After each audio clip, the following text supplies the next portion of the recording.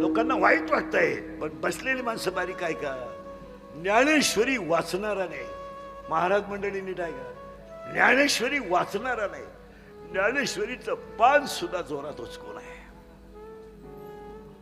कधीच उचकून आहे. ज्ञानेश्वरीचं पान आहे ना, पान ग्रंथाचं, ते कधी जोरात उचकून आहे. थुका लावून उचकीतात लोक, थुका लावून.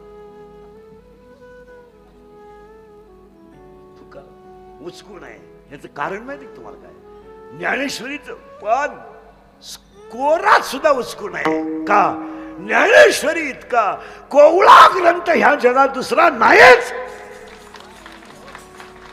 या जगात जर सगळ्यात कोवळा ग्रंथ असेल आणि चित्ताला हळुवारपणे जर सांगत असेल, तो फक्त एकमेव ग्रंथ.